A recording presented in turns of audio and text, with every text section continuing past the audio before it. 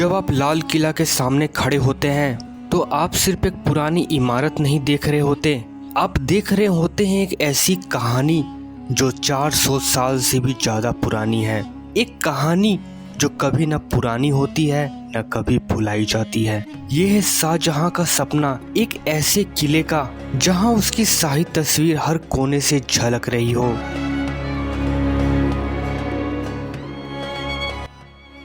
शाहजहां ने इस फोर्ट का निर्माण 1638 में शुरू किया, लेकिन ये सिर्फ एक किला नहीं था, यह उसके साम्राज्य की ताकत, उसकी कल्पना और उसकी कामयाबी का जीवंत प्रतीक था। इस किले का हर पत्थर, हर चित्रकला, हर नक्काशी इस बात का प्रमाण है कि यह एक मास्टरपीस बनाने की कभी सोची गई थी। और आज भी जब आप इन दीवारों के पास जाते हैं तो आपको उनमें छिपी हुई वो कहानियां मिलती हैं जो कभी समाप्त नहीं होती। तो आइए जानते हैं इस किले का वह समृद्ध इतिहास जो आज उन मोटे दीवारों के पीछे कहीं छुप सा गया है।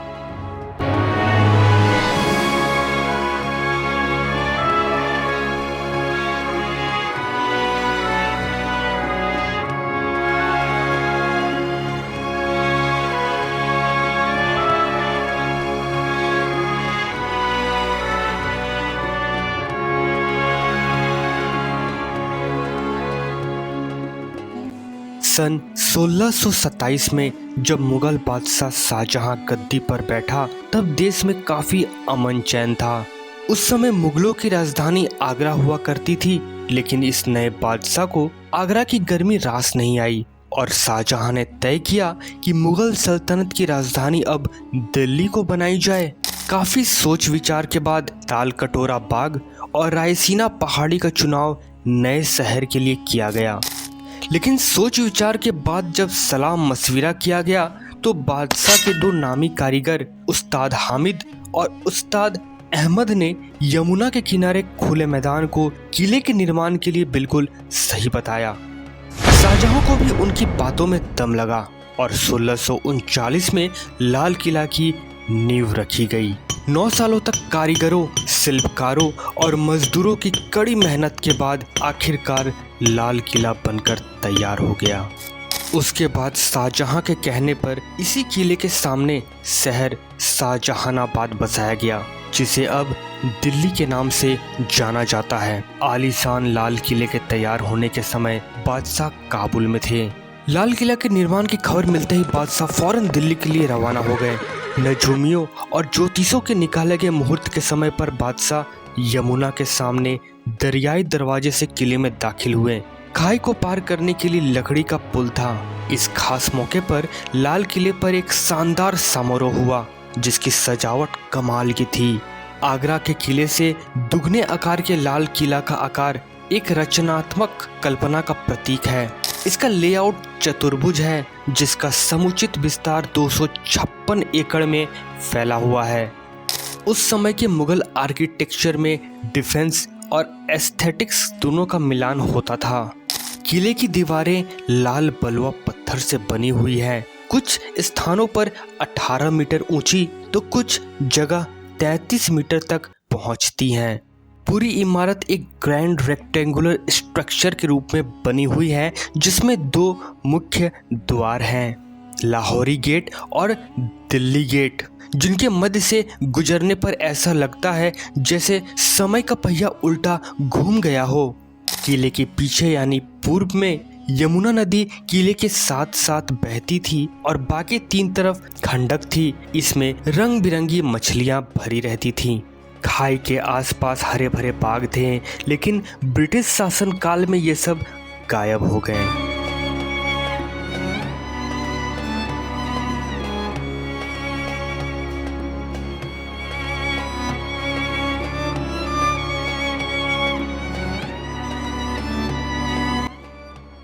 लाल किले से सटा हुआ सलीमगढ़ का किला है जिसका निर्माण शेर शाह सूरी के बेटे सलीम शाह सूरी ने 1546 में करवाया था। लाल किला और सलीमगढ़ किला की बनाई ऐसी है कि दोनों एक पुल के माध्यम से जुड़े हुए हैं। मुगल काल में सलीमगढ़ किले का इस्तेमाल शाही कैद खाने के रूप में किया जाने लगा था।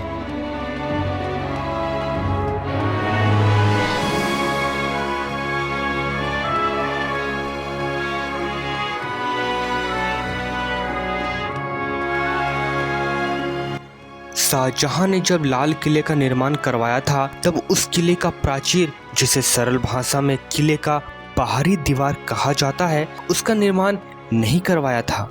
बाद में सुरक्षा और किले को आड़ देने के लिहाज से शाहजहां के बेटे औरंगजेब ने ये प्राचीर बनवाई, जिसे घूंघट वाली दीवार कहा जाने लगा। शाहजहां ने अपने कैद के दिनों में आगरा से औरंगजेब को लिखा था कि दीवार बनवाकर किले के दुल्हन जैसे चेहरे पर मानो तुमने नकाब डाल दी है।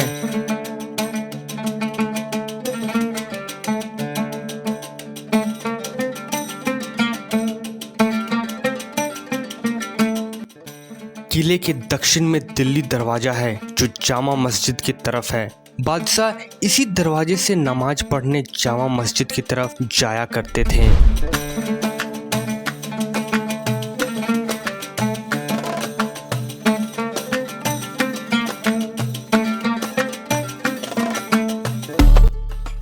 बाद में सन 1903 में लॉर्ड कर्जन ने पत्थर के 2 हाथी इस दीवार के सामने खड़े करवा दिए।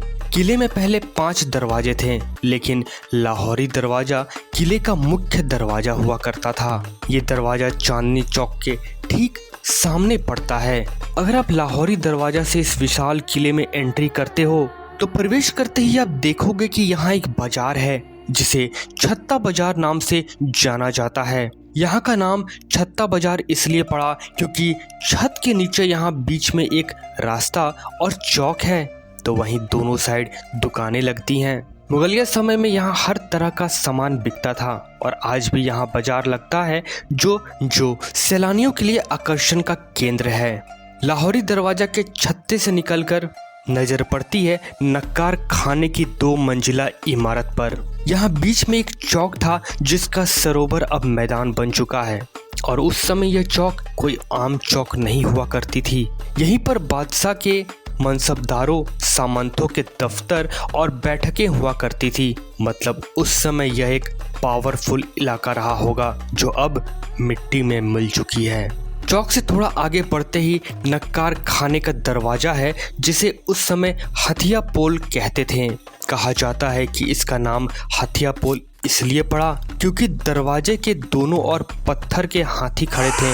इस दरवाजा के आगे की ओर किसी को भी अपनी सवारी पर बैठकर जाने की इजाजत नहीं थी। सिर्फ शाही लोग ही इसके आगे सवारी पर बैठकर जा सकते थे। नक्कार खाने में हर रोज 5 बार नौबत बजती थी, लेकिन बाकी दिनों के अलावा रविवार को पूरे दिन नौबत बजा करती थी।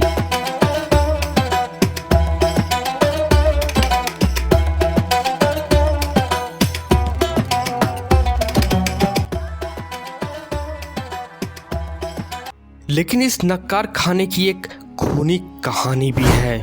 जहानदार शाह और फारूक सियर का कत्ल किया गया था। नक्कार खाने के सामने ही बसा है मशहूर दीवाने आम। इसने देखा है शानो शौकत का वह दौर जो आप और हम कभी नहीं देख पाएंगे। ये दीवाने आम का दालान है। इसने इतिहास के इतने उतार चढ़ाव देखे हैं कि अब इसने चुप्पी से साध ली है। दीवाने आम में जहाँ जहाँ सोने का काम और कीमती पत्थर जड़े हुए थे उन्हें धीरे धीरे करके निकाल लिया गया, लेकिन उसके निशान जो बाकी हैं वो भी कम खूबसूरत नहीं लगते। इस दीवाने आम की खूबसूरती लाल खंभों के कतारों से कई गुना बढ़ जाती है। दालान के अंदर कई खंभे हैं तो वहीं बाहर 10 खंभे लगे हुए हैं। इसी के बीच में 8 फुट के ऊंचाई पर सिंहासन की जगह है। जब कभी दरबारे आम होता था तो बादशाह यहीं बैठते थे। इस सिंहासन पर इतने अनमोल हीरे, जवाहरात और पत्थर लगे हुए थे कि देखने वाले की आंखें चौंधिया सी जाती थी। पर मुगल काल के बाद लोग यह सब उखाड़ कर धीरे धीरे ले गए। एक सार्वजनिक सभागार था जहां बादशाह लोगों से सीधे संवाद किया करते थे।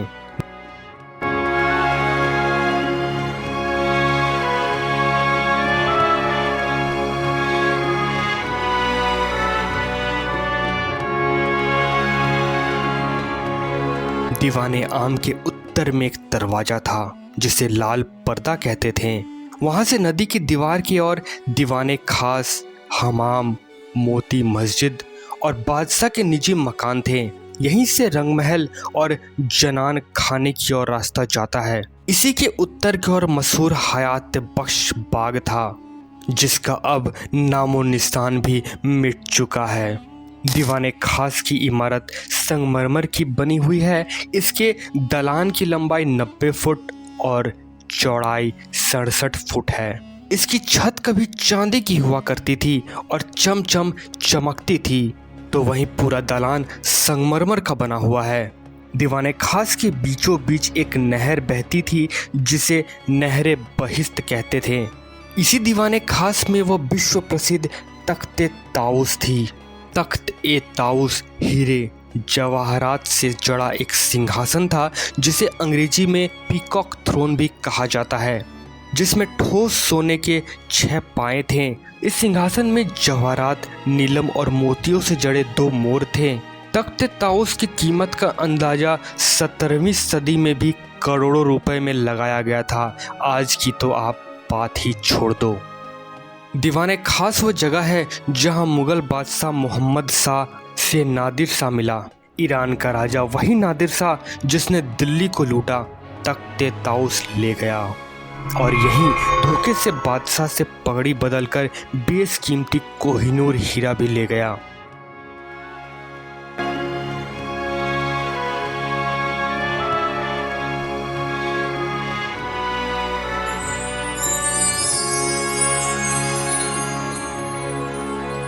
आखिरी मुगल बादशाह बहादुर शाह जफर पर मुकदमा भी अंग्रेजों ने यहीं चलाया था। शाहजहां की वैभवशाली दिनों से लेकर अंग्रेजी शासन तक कैसे कैसे दिन देखे हैं इस लाल किला ने। ये तो बस ये भव्य इमारत लाल किला ही जानता है।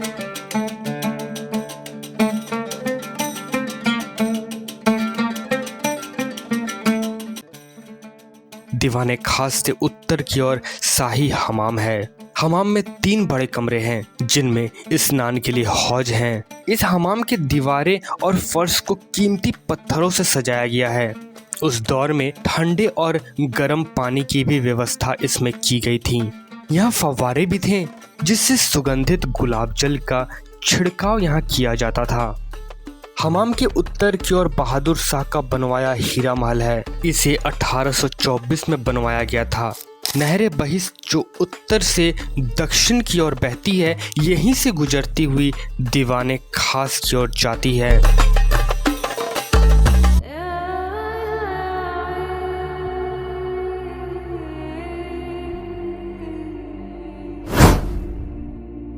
शाहजहां के बनवाए लाल किला में औरंगजेब ने मोती मस्जिद का निर्माण बाद में करवाया था, जो संगमरमर की बनी एक खूबसूरत इमारत है।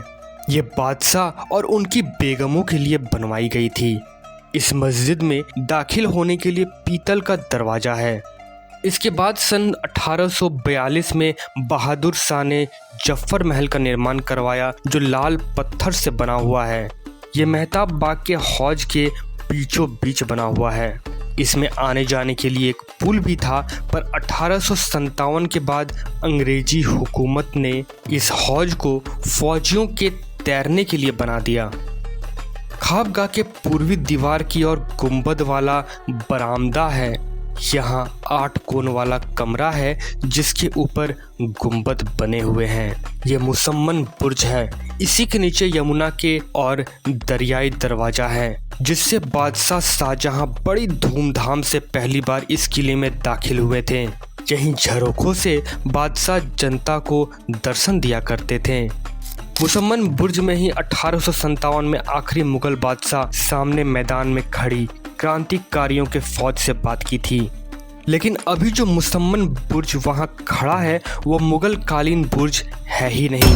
पुराना मुसम्मन बुर्ज पहले ही नष्ट हो गया था। नया बुर्ज को 1857 के बाद बनाया गया था। पुराने बुर्ज पर सोने का पत्थर चढ़ा था।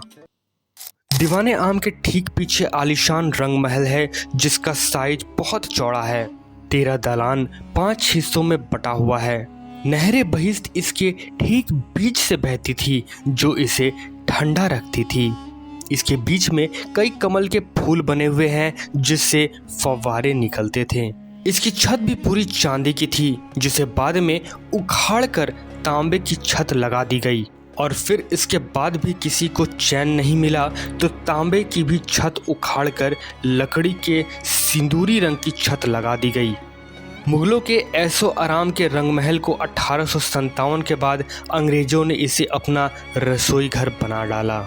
जिस रंगमहल को ठंडा रखने के लिए कितने जतन किए जाते थे वहीं अंग्रेजों ने आग लगा दी। इसके बाद है मुमताज महल, जिसकी एक अलग ही पहचान थी। ये महल बड़े महलों में से एक थी।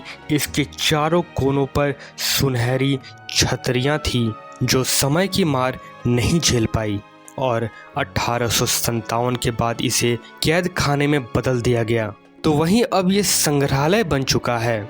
अगर इसके और आगे चलें तो मुमताज महल के दक्षिण में बहुत बड़ा असद बुर्ज है, लेकिन 1803 के एक हमले में इस बुर्ज को काफ़ी नुकसान पहुंचा था। बाद में अकबर सानी ने इसे पूरी तरह से ठीक करवा दिया था। हयात बख्श बाग में संगमरमर की 2 इमारतें हैं जिन्हें गौर से देखने पर ऐसा लगता है जैसे दोनों सहेलियां हों और आपस में बात करती हों। उत्तर की इमारत का नाम सावन है तो दक्षिण वाली का नाम भादो है। इन दोनों इमारतों की बनावट एक जैसी है और सजावट भी एक जैसी ही थी।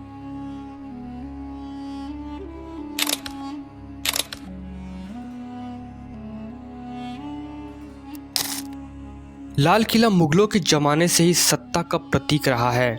मई 1857 में जब अंग्रेजों के खिलाफ विद्रोह हुआ तब क्रांतिकारियों ने आखिरी मुगल बादशाह बहादुर शाह जफर के नेतृत्व में आज़ादी के पहले आंदोलन का बिगुल यहीं से बजाया था। 1857 में जब लाल किला अंग्रेजों के कब्जे में आया उसके बाद उसमें बहुत सी तब्दीलियां आई। किले के कई इमारतों को ढहाकर फौजियों के लिए बैरक बनवा दी गई। लाल किला अब बादशाह का आलीशान महल नहीं रहा था, वह तो अंग्रेजी फौजियों का छावनी बन गया था। फिर 1940 के दशक में नेताजी सुभाष चंद्र बोस ने चलो दिल्ली का नारा दिया और लाल किला पर तिरंगा फहराने का आह्वान कर दिया। इसी लाल किले में आज़ाद हिंद फौज पर अंग्रेजों के तरफ से मुकदमा भी चलाया गया था। आज़ाद हिंद फौज के अफसरों को यहीं कैद करके भी रखा गया था। इस ऐतिहासिक मुकदमे में पंडित जवाहरलाल नेहरू, भूला भाई देसाई और कैलाश नाथ काटजू बचाव पक्ष के वकील रहे थे। लाल किला मुगल साम्राज्य का वैभव, शानो शौकत, विलासिता और गौरव का गवाह है तो उसने मुगलिया सल्तनत के पतन को भी देखा है। बादशाह के मजबूरियों पर आंसू बहाए हैं तो जालिमों की जुल्म और लुटेरों की लूट को भी दर्ज की हैं।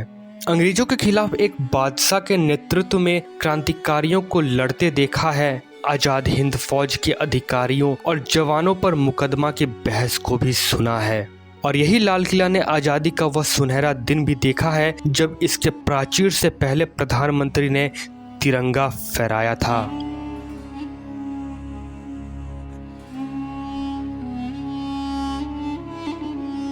लेकिन कुछ इतिहासकार इस पूरी कहानी को एक अधूरा सच मानते हैं। उनके हिसाब से यह प्राचीन लाल किला तो पहले से बना हुआ था। इसकी स्थापना तोमर शासक राजा अनंगपाल ने 1060 में की थी। साक्ष्य बताते हैं कि तोमर वंश ने दक्षिण दिल्ली क्षेत्र में सूरज कुंड के पास शासन किया था जो 700 ईस्वी से आरंभ हुआ था। दिल्ली का लाल किला शाहजहां के जन्म से सैकड़ों साल पहले महाराजा अनंगपाल तोमर द्वितीय द्वारा दिल्ली को बसाने के क्रम में ही बनाया गया था। महाराजा अनंगपाल तोमर द्वितीय अभिमन्यु के वंशज तथा परमवीर पृथ्वीराज चौहान के नाना जी थे।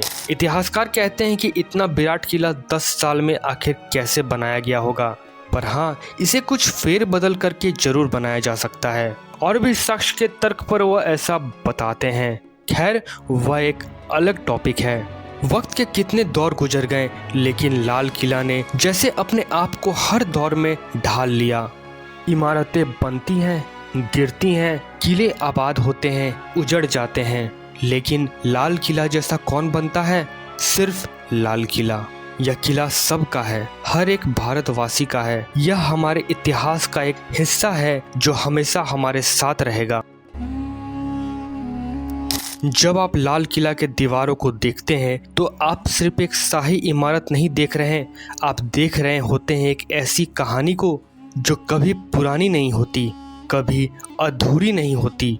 यही है लाल किला, एक जीता जागता इतिहास। क्या आपको यह वीडियो पसंद आई? लाइक करके हमें ज़रूर बताएं। आपके क्या विचार हैं इस किले को लेकर?